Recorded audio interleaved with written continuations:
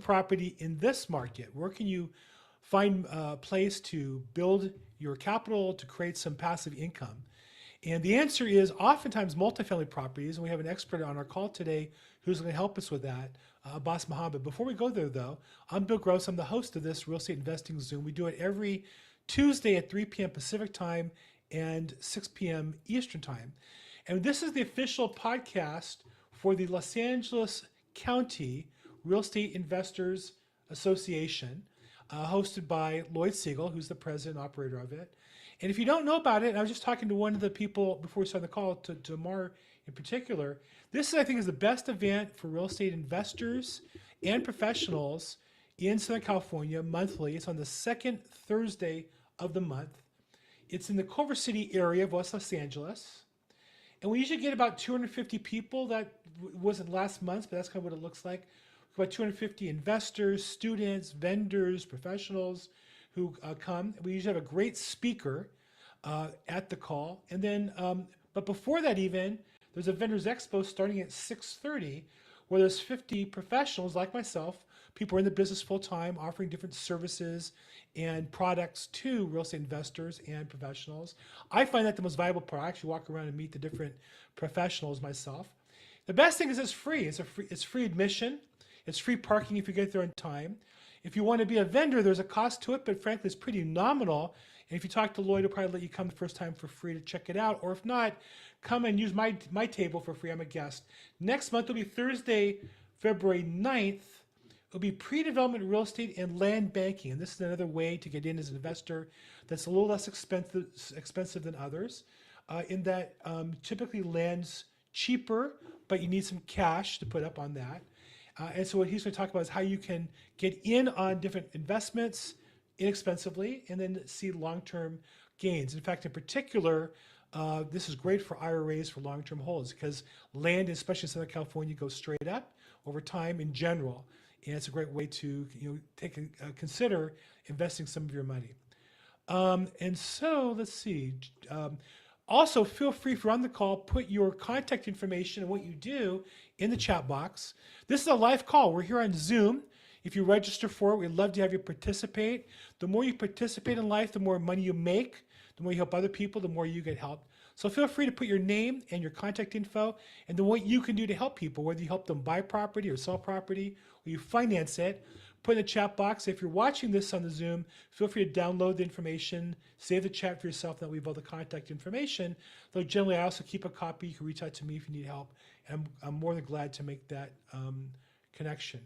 Okay, so do we have Mohammed in the house? I don't see him here. Testing, 1, 2, 3. Mohammed, are you there? I know I confirmed with him early today. So one of the challenges of getting a really high-profile guest is often they are hard to get. Okay, well, So let's do this while we're waiting. I'm sure he's on his way. I just texted him. So I'm sure he'll be here in a minute. But while we're waiting, we have a bunch of new people on the call. I see a couple from Fair Trade, actually. I see Tamar I chatted with, and I see Nick as well. Nick, have we met before? No, actually, Tamar just invited me to this live chat. We're in the same room, actually, so I hopped on with her. Right there. Oh, wow. Where's your guys' office at?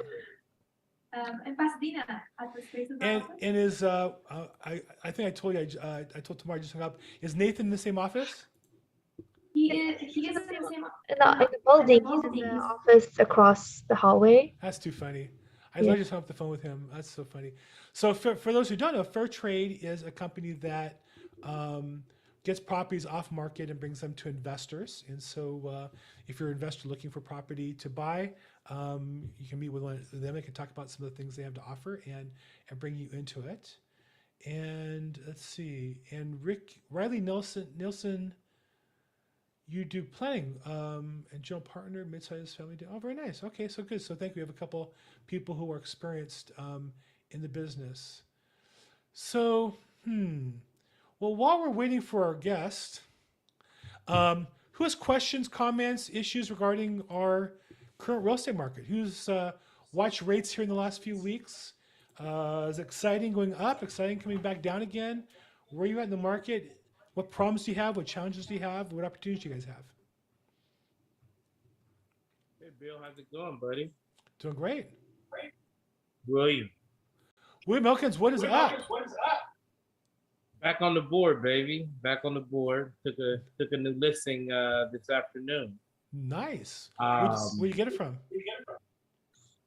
um, a family member, but been working it since about October, just trying to, I had to motivate it. Pretty much, everybody's saying the market's going to switch a little bit in the second quarter. So I'm just pretty much telling all my sellers, if you want to make some money now, you better do it now. It's not going to be what it is in a couple months. So there's a couple things for So everybody to take away who's watching this, either live or recorded. One, from a family member or from what we call your COI. yes, Somebody you already knew, liked, and trusted, and knew, liked, and trusted you. correct. Number one source of business for everybody right now. Make sure you're on top of those people, that you're giving them value, giving them information, helping them make good decisions. Number two, he said, what was this conversation about? His conversation was about the market. Because people want to work with somebody who's an expert in something, and maybe that expertise is in where the market is or where the market's headed. So get educated and share that with people. How do you communicate with the people in your center of influence? Let me put my.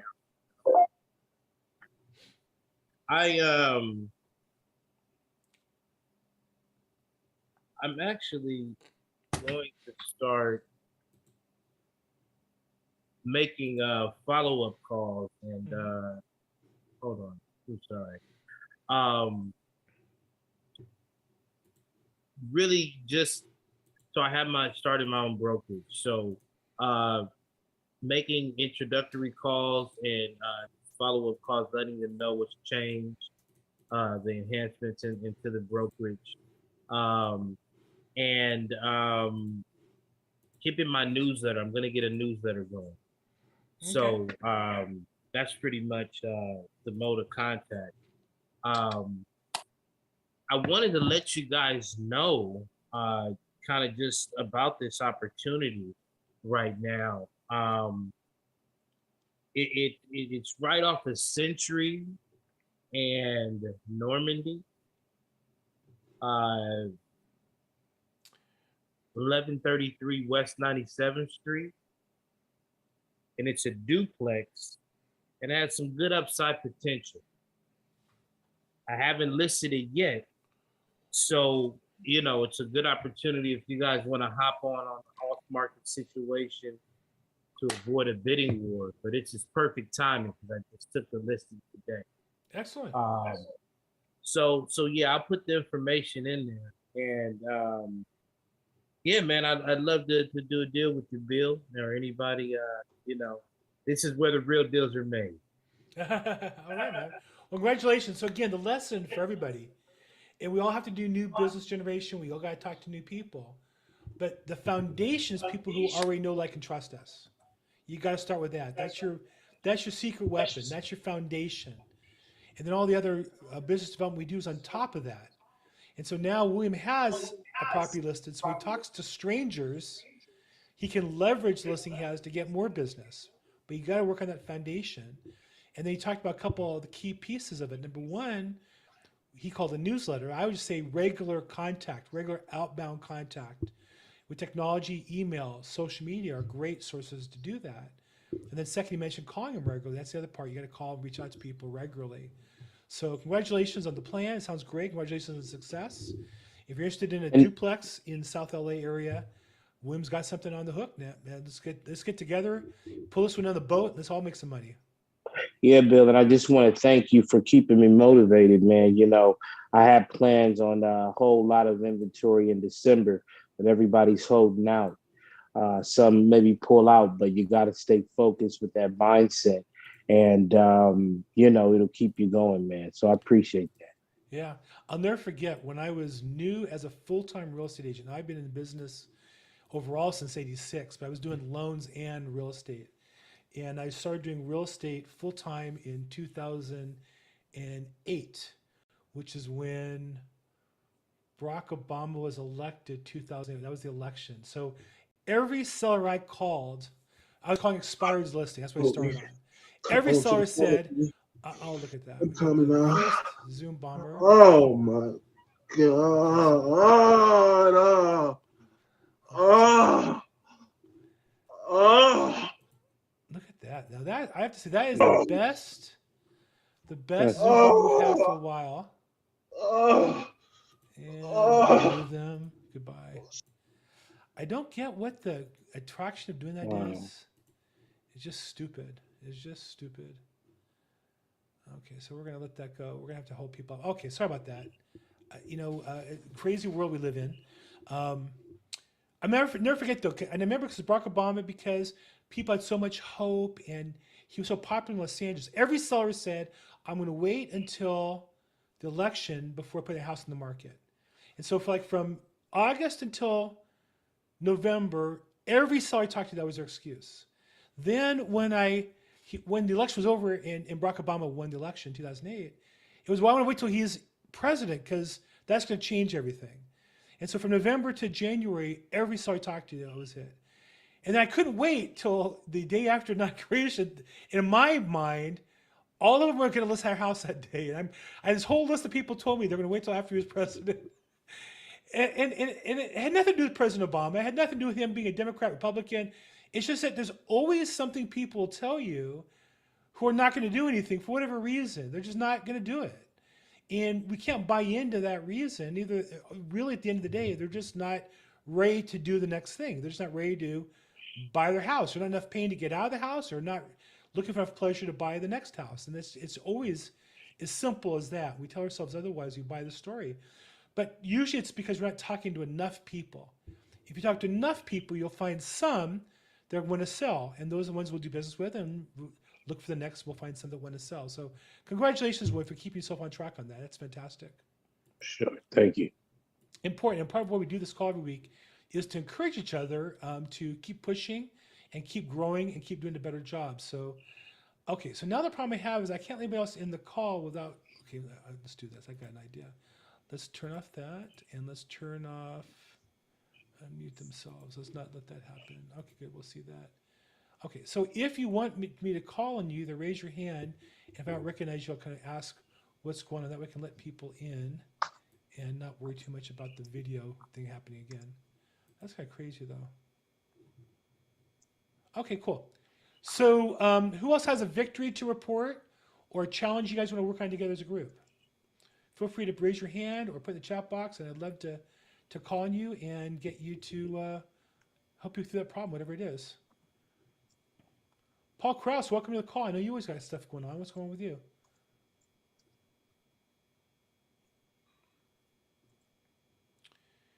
And Brandon S., have we met before?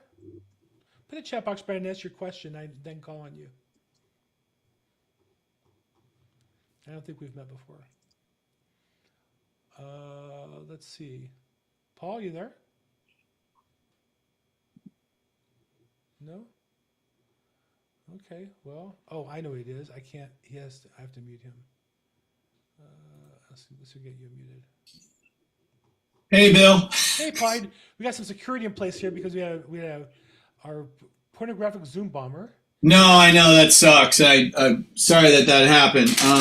But no, I mean, as far as for me, I think, and don't mind me, I'm not on camera at this moment because I'm literally eating my lunch because I've had a back-to-back day today, which is it's a good day because I have a new commitment from a investor that's going to go in on a building that I've got under contract, and I'm excited to start a new relationship. It's going to be an equity split kind of deal.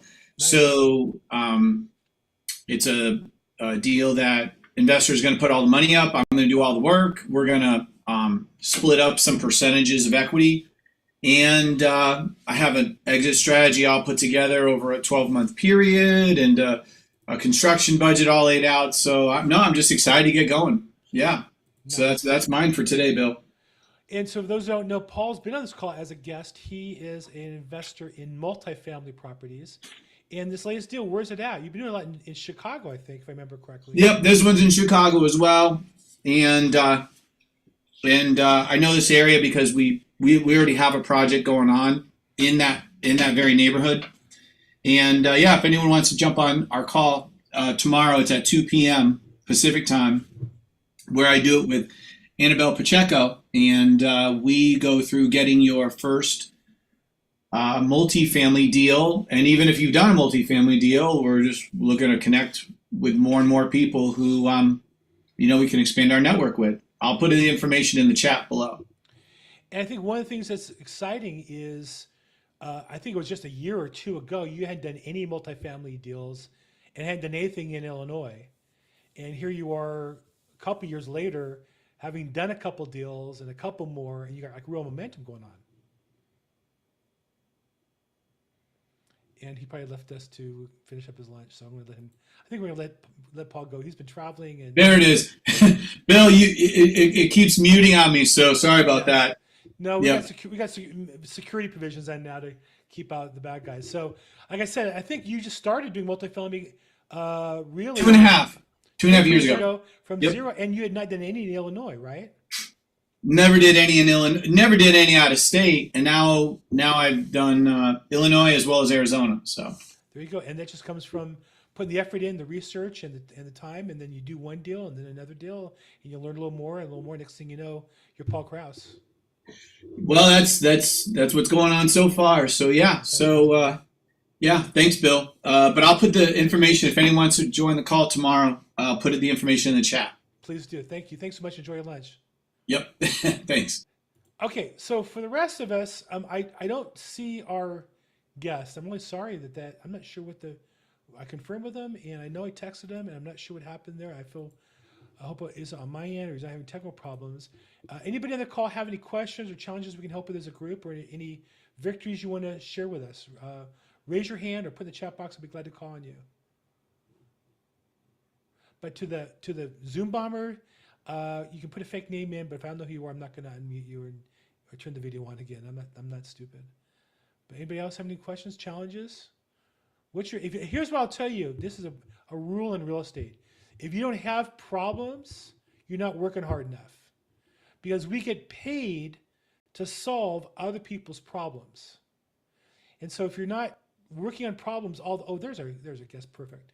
If you're not there to if you're not solving other people's problems, then you're not going to get paid. So you got to always be looking for those opportunities. Abbas, is that you? Yep. There we go. Fantastic. So let's get your video turned on. Let's see.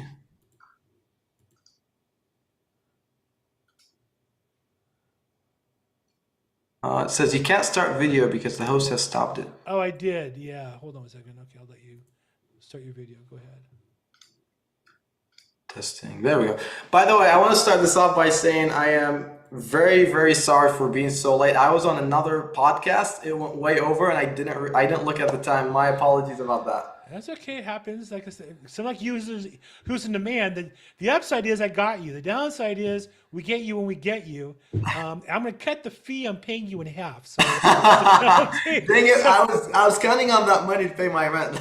So instead of $10,000, it's going to be a lot less. We'll just leave it at that. I'm not going to give any secrets away. So Abbas Mohammed is an amazing get for me in that he has a huge following. He's successful in helping other people build their multifamily. He's an investor on his own. He's also a colleague of mine at XP Realty out of Northern California. And he was a speaker last month, if you were here, at the LA County Real Estate Investor Association. So Abbas, thank you for being on our call today. I appreciate that. Was anyone here at the LA event? Put that in the chat if you were in the LA event. Love to see you if you were there. Nobody. Dang it, nobody made it out there. Isn't it interesting? I don't get it. Now, I do get there are people who go to live events and other people go to Zoom events. I was there. Oh, Mark was at the Ventura event. Very cool, Mark. Thank you for being here. Yeah, Ventura counts. Ventura counts for sure. Very cool. So let's talk a little bit about how to buy multifamily real estate. So we have a couple different people on this call. One is, I have a job, I make decent money, I put some money away, but I'm never gonna get wealthy on that. I never get out of my 9 to 5 job unless I make some other money. How do I get started investing in multifamily to get some passive income and take advantage of the money that I have in the bank or have invested and saved? Yeah, no, great question. I mean, look, here's my suggestion to everybody is first you want to start off by educating yourself on multifamily, because just like any other investment vehicle, whether it's single family homes, the stock market, multifamily, whatever, there are good deals and there are bad deals. And so you have to identify, how do I choose the right deals and avoid the bad deals? And so I would say number one is you want to educate yourself as much as possible. I can't stress this enough. As you learn, is you want to really learn how to choose markets and neighborhoods correctly. That's probably the biggest, most important piece of this puzzle, is understanding markets. And then afterwards, you want to decide, do I want to do it actively, meaning I go out and buy these apartment deals, or do I want to invest with other people? And then if you're investing with other people, maybe you don't have to do as much education, but you want to find out, who's the person you're investing with, build a relationship, understand what they're doing, understand that they're actually experts at it, and they're doing it full time, by the way, too, before you put in your hard-earned money. I've seen so many people that, they get in the business and they start to raise money, but they really don't understand the deals that they're raising money on. It just happens to be a deal, and they want to do a deal, so they put their name on it. But the truth is, you have to make sure that whoever you're investing with really understands the deal like the back of their hand, because that's, 50 grand, 100 grand, 200 grand, whatever amount you invest, that's a lot of money. And you want to make sure you choose the right properties and the right sponsor when you do that. How do you find the right sponsor? Connect with a lot of people, get referrals. When I first started, I didn't start out active. I started out as a passive investor. And so I looked at multifamily, learned a lot about multifamily, and then I'm like, you know what? I want to passively invest. So I actually passively invested like 600,000 in 2021. And so the way I did that is I just went out and I went to multifamily events and just met a lot of different sponsors and started to see like how they email you, how they post content, how they handle themselves, and just started hearing about what other people say about them in the industry. It's a very small world. If you do a bad deal, everybody will find out about it. So then I learned, who do I want to invest with and who do I want to avoid? And then once I started investing, I started realizing like, God, I like this, but I just wish they would have done this better. I wish they would have done that better. So then I started doing it actively. And it's like everything I wanted other sponsors to do, I started to do for my investors. And so that's kind of how I built up my approach since then. It's funny. I did the exact same thing. I went on a bunch of events. I had money to invest in my own, invest in a couple, found a couple I liked, and then I've been able to go back to them. So that's a way to get started as a passive investor. And then how would you then go from being a passive investor? I guess it's really just learning, paying attention, finding good people, and working with them. Is it that simple? Yeah, you mean to become an active investor, or like passively invest forever? For people who want to become an active investor, that's another ambition, is to leave their job and become an investor, make money, put deals together, syndications or whatever. Yeah. It seems to me the only path is you got to invest your own money in the deal. And so you have to build up that equity, and you also need to build a track record. That means we're really investing with other people's deals to figure out how it works. Is there any other? Is that a shortcut? So yeah, there's. I wouldn't say there's necessarily a shortcut with anything in life, right? Like you work hard in your business, and it's like you're successful because you work so hard, And then we always get these new people in the business, real estate sales, for example, and they're like, "What's the shortcut to do what Bill is doing?" It's like, well, Bill, works X amount of hours, and he's done so many years to get to this point. You got to put in the effort, right? And so it's the same thing in multifamily. There's really no shortcut. But here's one thing I will say about multifamily. It's a team sport, meaning you will never have everything you need to do in order to do a deal by yourself. Maybe there's really three things that you need in multifamily, 4 things. Number one is you need to find the deal. You need to raise the money, right? You need to know how to close on the deal, which is a whole skill on its own. And then you need to manage the deal, right? You need to know how to manage the deal. And you're not really going to be able to do all of these different things. So then what you do is you go out and you partner with other people that want to buy multifamily as well, but they have a skill that you don't have, and you have a skill that they don't have. So then you partner up, and then you guys go out together and you go and buy deals together. So like, for example, when I first started, I wanted to buy in the Dallas-Fort Worth market.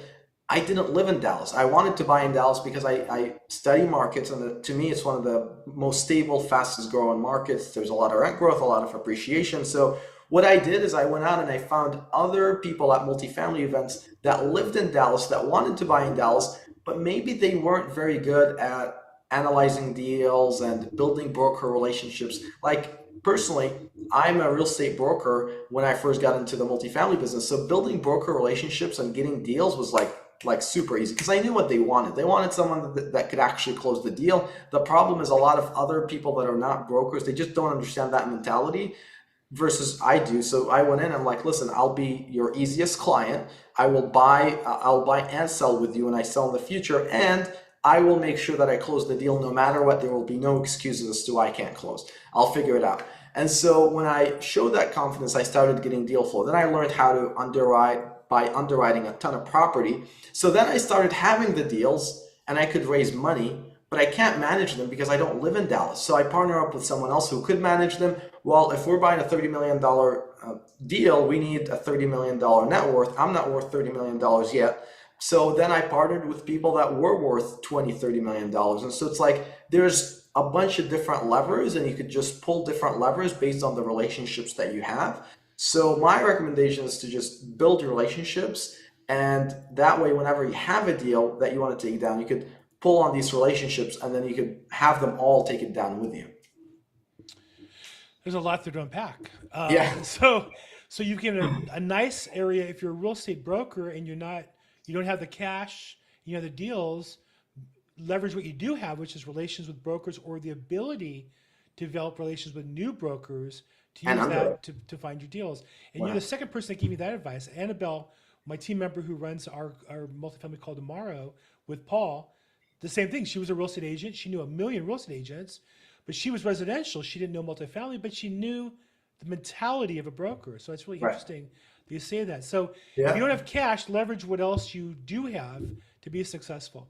So I mean, look, you either have time and hustle or you've got cash, right? And so if you don't have like the net worth or whatever because in multifamily, when you're getting a loan, your net worth needs to be equivalent to the loan amount. Like when we did one of the deals I did was 30 million. I didn't have a $30 million net worth, and I don't right now still. And so, but I knew people that were, but they just didn't want to put in the time to actually find the deal or manage the asset or build it. But you know, they wanted to be involved some way. So I brought them in and I gave them a percentage. And so it's like, you just kind of divide it up, and I'd rather get a percentage of larger deals than to own 100% of one small property by myself. I don't want to do that. it's so interesting you say that because it's true. In my experience, people with a lot of money, they don't want to invest any time in the deal. They want you to bring it to you, prepackaged, Right. ask you questions. They want you to answer every question, and then they're going to say yes or no on the spot. At least that's my experience. 100%. They either trust you or they don't, or if they don't trust you, they're not even going to take you seriously. And if they do, they want to get right down to it right then and there because their time is valuable, but they're not going to invest time in. That's your job, is do all the time and all the legwork and go see it on your own. And It's interesting. I want to comment on this further because I think a lot of people here, like I had 3 investors last year that I partnered with, and not only did they put their name and net worth on the line on deals, but they also each invested $1 million plus individually into the deals. So some of you might listen to this and say, well, God, I don't know anybody that could invest $1 million plus or whatever. But the truth is, I didn't know either. 2 years ago, when I first got into the multifamily space, I spent 5 years of my life sitting in a dark office with 2 headsets, building my sales business to become top 50 in the country with Remax and all.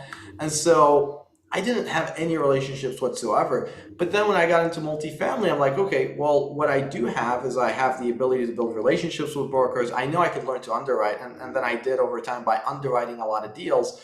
But then it's like, okay, the relationships that I don't have, they're going to take time to build, and they're going to take a lot of trust, because if someone is trusting you with $1 million or their personal name and net worth on the line, they need to have a lot of trust in you. So I started going to a lot of different events and, just staying on top of mind, reaching out and not really trying to sell anything or getting people to invest in the first deal that, that I have. It's like, look, I just want to show you how we work, and then we'll do business at some point together. It doesn't matter. And so that's how I started building these relationships. So once these people trust you one time, they will trust you forever as long as you don't screw up. Like the next time we did a deal, the same high net worth people that I did deals with, I would call, hey man, I got this deal. Hey Abbas, do you trust this deal? Like, do you think it's a great property? I think it's a great property. That's why I'm signing on the loan as well with you. Okay, cool. Count me in for $1 million. And it's like that. It becomes a very easy conversation, but they just need to trust you, and building that trust takes a lot of work. But once you have that relationship, it becomes very easy. And then here's the nice thing. Those type of people are close knit with other people. So then they bring you other relationships with people just like them. So like the way I think about it is it only gets easier and easier and easier. Like 10 years from now, the stuff that might take me a year to do today might take me like a week, because I'll have so many more relationships to draw on and so many more people I know. So it just gets easier, but it's tough at first, right? Like everything else. Like I'm sure when you started in business, it was tough. When I started in business, it was tough, but you know, you kind of build up your process and relationships with time. Trust is such an important commodity. You know, I think that I'm lucky that I have a circle of attorneys and referral sources that give me business and give me leads and trust me. And occasionally I'll get customers who, you know, it's the very beginning of a relationship and the prospects aren't that big. And I'll just say, if you don't know who I am and trust me by now, it's just going to take too long to get there. You might want to go with somebody else. On the flip side, I was just talking last night to my son-in-law. He runs a tax department for a wealth management company. And I was saying to him, you know, I wonder when your boss, because he does taxes for his boss as well, you know, when it comes time to wire $1 million to IRS to pay taxes. Oh my God. Like, what's that look like, right? He pay, you know, if you make $20-30 million, you must pay the IRS a couple million minimum, right? Right. What does that look like? I was thinking, what is it, you know, what do you do? And he goes, I have the bank information and I wire the funds. I said, well, hold it. Does he video you? And he goes, no, he trusts me by now. And then he said something that blew my mind. He said, don't you understand? I pay taxes on behalf of virtually all of my customers. Meaning he's a CPA. And I realized, yeah, that's what I do. I give him my bank information. My tax money's in the bank. And I tell him, go ahead and do it. And he wires it. And I watch it go on my bank account. He goes, yeah, we file a couple hundred tax returns. And I personally am on the bank with every one of those wires. And that's millions of dollars he's just wiring out all day long from other people's accounts. Why? Because he has trust equity with those people. And that's what we have to build. Once you have it, they'll give you the routing and bank account information and tell you to wire the money. But you got to earn that kind of relationship. 100%. And there's really no shortcut to that. It takes time.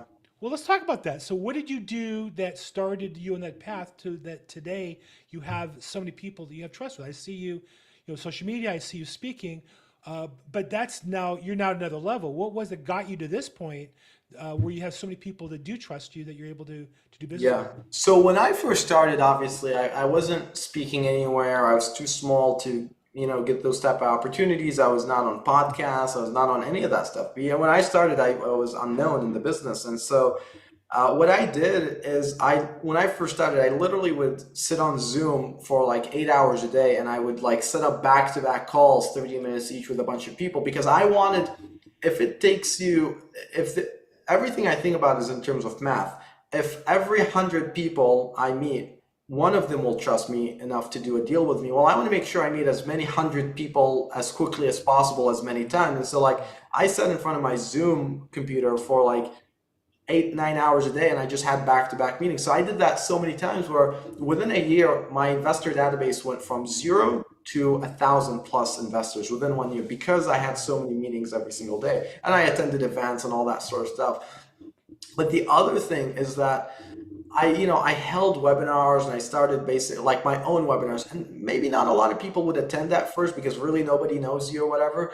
But if you see me constantly talk about underwriting real estate and how many deals I'm underwriting, then you start naturally believing and seeing that, hey, well, if that's all he's talking about, then he must be good at it, right? Like if you talk about probate all the time, I don't know how good you are at probate, but just the fact that you're talking about it so much tells me that you're focused on it. And knowing that tells me that you're more of an expert, most likely, about that subject than other people who don't even mention it at all, like myself, for example, right? So it's kind of like, it's almost like a perceived truth in a way, right?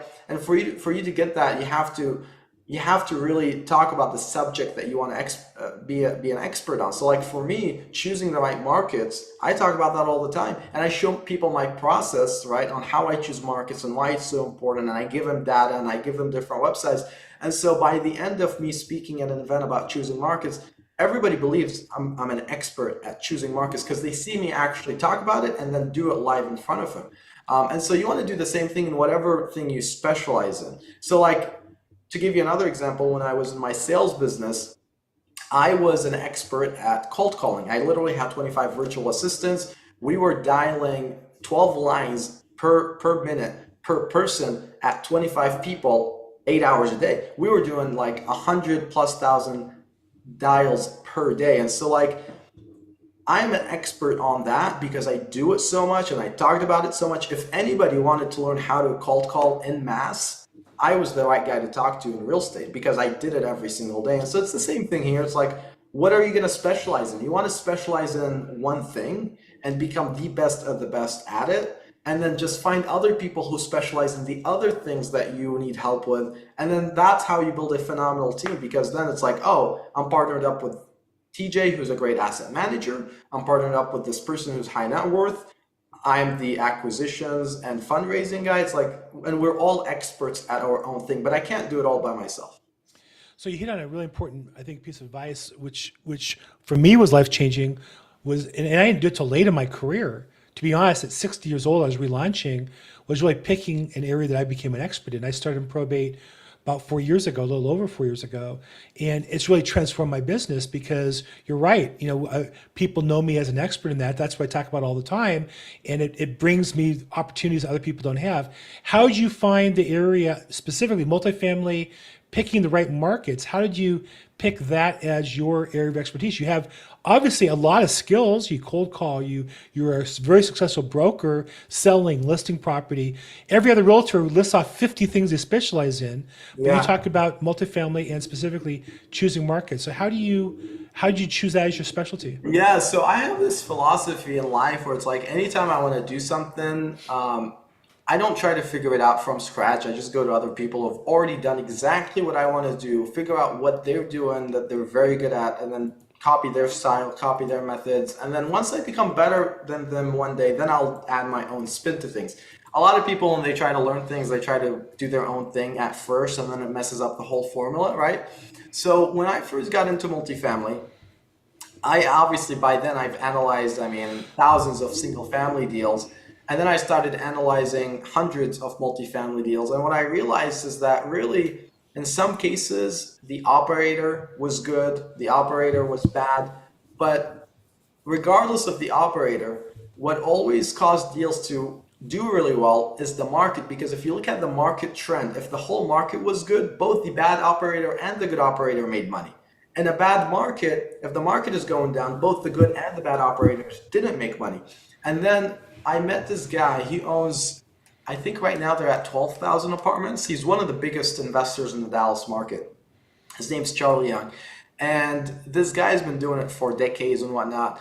And he put my thoughts into words. He's like, dude, the biggest thing I focus on is I'm a market junkie. I'm like, God, that's it. That's the right thing. That's what I want to focus on, because really to me, that showed me the importance of choosing markets over all the other stuff. All the other stuff was just noise. Like asset management, sure, you want to be good at that to keep up the day-to-day operations, but that's just noise to get to the overall end picture. And what's going to get to the overall end picture wasn't the day-to-day operation, it was the market going up, and you implementing the business plan obviously helps, but really the market, like if I invest in Michigan, I could have the same phenomenal asset manager who's in Dallas, and if they're in Michigan, they're just not going to do well because the whole market is tanking, right? And so it's that same approach. So I choose underwriting and choosing markets because to me that's the key to success when it comes to investing. And everything else, it's like, yeah, it's nice, but it's not as important as this skill. So I want to make sure I'm the best at this skill. you got to catch the market, the tide at the right time. I remember, Yep. I'm really a student of history, particularly World War II. And, if you study the landing at Normandy Beach, the most important factor was the tides. Because you can have the greatest military in the world, boats, ships, planes, tanks, guns. But if the tide is all the way in, it'll be hard. If the tide is out, it's easier to land. There's more dirt to work with, and you had to time it properly. And the real estate market's been like that too. That, like you say, in a market where the values are going up, everybody makes money. It covers up all the errors. You have to be aware of that because when the market goes out, you see who's falling short. Now we're in a period where a lot of the markets, not all, but a lot of the markets, the tide's kind of going out and people are being exposed. What are you seeing as happening there, and what are some of the pitfalls to avoid, and what can you do to protect yourself? Yeah, that's actually a great question because that's one of the most important things you have to think about, especially right now with what's going on in the economy. If people tell you that everything is fine, I wouldn't necessarily believe that. I think the market has changed a lot, and like multifamily prices are down 20% from a year ago. Single family prices in many cases, they're down 15-20% as well. So things have definitely gone down. And we don't know if that will stop or not. I feel like we're kind of trending towards somewhere at the bottom, really, because in my single family sales business, I have someone else that's operating it now, but we're noticing way more activity than ever before. People are jumping into the market right now. I see that too. I see that also. Yep. Surprises me. I can't say I expected it or believe it would happen, but there's no question people are still interested in buying houses in the way they were. We're buying houses. It's like we're seeing multiple offers again, which we haven't seen in like many, many months, which is kind of crazy. Same thing in multifamily right now. We're starting to see more and more buyers feel confident about the market, so they're jumping in. But really what I am focusing on now, not just choosing the market, I'm being very critical about income levels of which markets we're in. When I say market, by the way, I don't mean just the MSA. Like I don't just mean Dallas. I mean like the neighborhood, right? So my personal criteria right now is it used to be 35,000, now like 40,000 or higher, because here's why. If the market goes down, the people that get affected the most are the people at the very top and the people at the very bottom. At the very top, tech, whatever, they start to have layoffs, and so people lose income there. At the very bottom, those people are always strapped for money. And then if there's a recession, it's even worse. So I would avoid higher income type of properties and low income type of properties, which are called like A class, which are 2022 built, 2021 built, because those cater to the higher income crowd. And if there is a further recession, and people are strapped for cash on the top end, what are they going to do? They're going to reduce their living expenses by moving to an older property, like not 1960s, but maybe they'll move into a 1980s, 1990s, a $2,000 year built property. Same, and then at the bottom end of the spectrum, right, the super low income, 25,000 a year, 30,000 a year of income, they're strapped for cash the most, and if there's a recession, it's not going to be good news, and there's going to be a lot of delinquency, a lot of evictions. So anything that's in super low income areas or super old properties, I'm staying out of. So my personal focus, $40,000 of income in the neighborhood or higher, and also B class property, because if A class gets hurt, they're going to move to B class. Obviously C class isn't going to move up, they're going to move out of the market completely, or they start living together with other people, right, to lower the cost. I don't want to be in that. So B class to me is going to be the most stable during recessions. And historically, obviously love history, I do as well. If you look at historical trends, B class has always outperformed other asset types in multifamily during recessionary periods like the one that we might be in right now. So when you say B class property, are you talking about properties that are up and fully rented at B class and you're buying them at that price? Or are you looking for value add opportunities, maybe to take a C to a B or a B minus to a B? Yeah. What are you looking for? No, we're always looking for value add, although I don't focus on heavy value add where it's like a C property to a B property. We want to find deals that are, that look presentable, that are comfortable to the point where I would personally live there if I wanted to. And so we take those properties and we just update the units from 1980s to 2022 levels. And even when we increase rent, it's still hundreds of dollars below what they would have to pay if they were to actually rent a 2022 year built apartment. So like, just to give you an example, the last deal that we bought, it's 100% occupied. But the reason it's 100% occupied was because of bad management. So the current owner basically put one of his construction employees to manage it, and so the rent was at 1,300. Everybody else around it was 1,550 or 1,600. So even though there's a value add component, there's also a management component to this. So we will increase rents on day one by bringing in better management and higher rents, and we're also going to renovate the units, and so both of these things will help us increase the rent. So sometimes 100% occupied deal, you'll still see a lot of opportunity. In fact, I would venture to say that if a deal is 100% occupied, that means rents are too low, and more often than not, there's a mismanagement situation there, because you really shouldn't be at 100%. You should probably be at about 95, 96, 97%, because that tells you that you're actually pushing enough to the point where it's competitive and it's almost full, but it's not 100% full.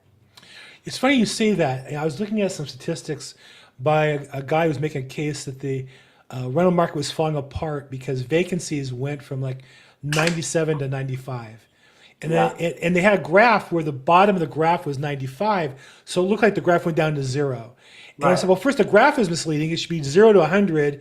So you went from 97 to 95. You can't even see that really on the graph. But more importantly, that same unit went up in rent from last year, probably 8%, 10% or something, right?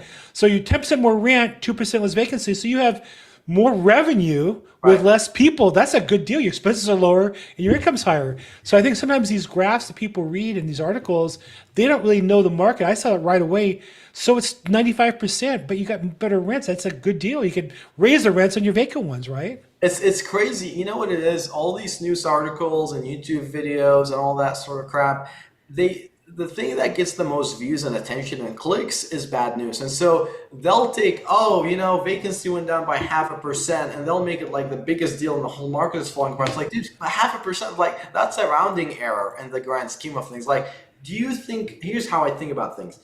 Do I think 5 years from now, this little change is actually going to affect anything in the grand scheme of things? And the answer to a lot of the stuff that we look at on the internet is no, it doesn't matter. Like, and a vacancy went down from 97 to 95. Who cares? 5 years from now, when I'm selling the property, is that going to matter? Not really. It barely even affects our income.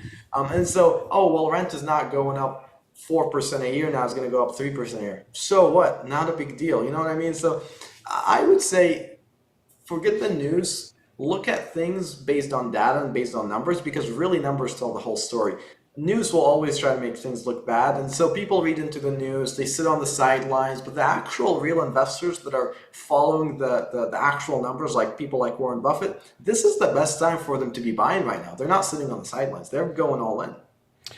There are some people who overextended in the last couple of years, and particularly value-add properties who have a bridge loan and now need to refinance. They ran all their numbers based on getting a refinance at 3% or 4%, and now it's maybe costing 5.5% or 6% or higher.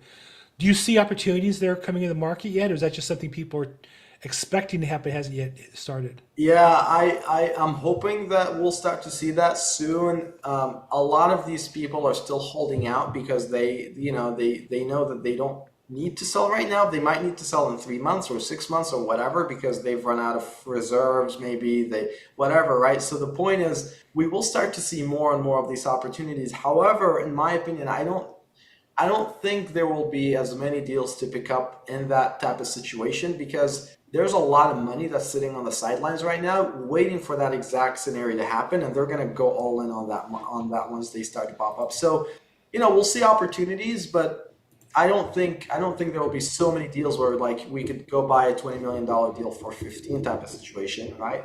I wish. Yeah, I wish as well.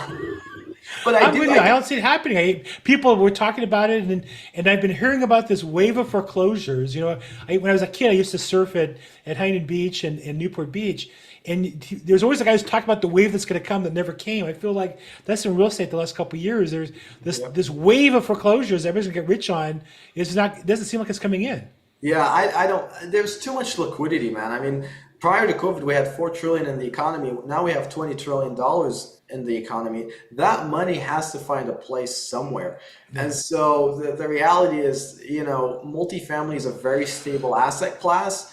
And a lot of these like higher, like these institutions and all the endowments, they're looking at things that they don't care really about getting 15-20% returns. They just want 3-4% because they got to keep up with inflation and whatnot and barely grow it. And so they look for things like real estate and whatnot. So there's always going to be, like in stocks, if you look at charts, they have like what's called like a support line. There's always going to be a support line in multifamily, and that's all these different institutions that have a ton of cash they got to deploy somewhere. Especially right now more than ever before. They're going to do something with it, right? Yeah. Okay, so look, for those of you on the call, this meant to be participative. I could talk to him all day long. I just find him exciting. He's so obviously so smart in this area. If you have questions, put in the chat box. Raise your hand if I see your name, and I know you, I'll call on you, but I have to be a little careful. We've had a Zoom bomb here situation, so better to put in the chat box first. I'd be glad to call on you. Abbas, if somebody wanted to learn more, obviously we appreciate this chance, but we're not going to change our lives here in a 45-minute phone call with you. Somebody who wanted to learn more, I see in the back of your QR code. How can somebody learn more about what you do and get involved with your program? So a couple of things. We have actually an upcoming class in LA, January 28th. And that's going to be held in LA. If you wanna get information on that, it's going to be an in-person 8-hour class that we're doing. It's like $297, and really the idea behind it is we'll teach you how to go from zero to buying your first multifamily deal as an active sponsor. So that's in LA. If you're there, you want to sign up, email me abbas@modelequity.com. But really, the best way to get involved, we do a weekly webinar. In fact, I have a webinar coming up in an hour, right? So we do a weekly webinar. I have a free ebook. I'm all over social media. I would say the best way to connect is to go on my website, modelequity.com/invest. I'm going to put that in the chat. I just got it already there. And there is your handsome face. And so what are the features somebody who wants to get involved on here should look like? You said you have your call in about an hour. Where is that? Is that on the website? Yeah, you see where it says create investor account up top? There we go. Yep. So if you fill this out, you'll start to get our weekly webinar invitations. You'll get the ebook. You'll get all our videos that we're posting on YouTube and whatnot. So that's the best way to do it. Great. Actually, I did that, and I'm actually have it in my calendar. So look forward to seeing you there. Oh, very cool. Okay, good. So let's see. A chat question. I did see one on our YouTube. What was that question? Let me get this out of the way. Does Abbas have social media? Yeah, I'm all over social media, Mark. You could look me up on Facebook, Instagram, LinkedIn. I'm not active on Twitter yet, but on all the other ones, we're posting a lot of content. I actually hired a video editor recently, and he's been on me all week long. He's like, hey, I need you to produce X amount of videos per week. I'm like, God, okay, fine. Excellent. Dude, it's like a job, like producing videos. It's like a secondary job. It's crazy. Oh, I mean, I do 4 or 5 of these, a week, and I do a couple one-on-ones, and Oh my it's a God. job. I mean, I'm trying to build up a library. I'm trying to catch you from behind, man, and I don't look as good as you, so I got to work a little harder than you do. You look great, man. You look great. I see on our YouTube channel we have Randolph Taylor. Shout out with EXP Commercial in Chicago. Welcome, Randolph. You should hook up with Paul Kraus, who's an EXPer, and also you should hook up with with Abbas, because you guys are on the same team, work together, and it looks like you used to work with Marcus Milchap. Yeah, you're with the National Multifamily Division. I think that would be a great connection for you and Abbas, as well as reach out to Paul Kraus, who's on my team and does a great job as well. So love to see you there. Okay, let's just check real quick. Model equity, got that in there. I don't see any questions, and I think we're up against the hour, and you got your podcast coming on. So, Abbas, thank you so much. I appreciate you now, your for event's having when? It's January. What's the date again? January 28th in LA. We're in LA. So it's at the 4 Points near the LAX airport. Yeah, very nice. Yeah. So there's the Renaissance Hotel, then there's the 4 Points. It's at the 4 Points, January 28th, 9 a.m. to 5 p.m. So if you want to sign up, email me. I'll connect you with Lloyd, and you can sign up there. And it's an all-day event, so you better bring like a laptop or something to write notes on, because I'm gonna deliver a lot of content that day. It's gonna be great. Fantastic. Well, it's a Saturday, so I can't go, but sounds like a great event. Your content's fantastic. I watch you all the time on YouTube stuff. Thank you so much for being on the call I today. appreciate you having me. I appreciate you guys listening. Fantastic. Thanks so much. And then just again, a reminder for the rest of you, we do this call every Tuesday, 3 p.m. Pacific, 6 p.m. Eastern. We live stream it on YouTube and Facebook. This is the official podcast for the LA County Real Estate Investors Association. We get together live the second Thursday of the month. I think it's the best event in Los Angeles because number one, it's huge. Number two, it's free. It's in the Culver City area. We have about 250 people there. We have 50 vendors. If you get there at 6:30, free vendor expo, free event, free parking, my favorite price.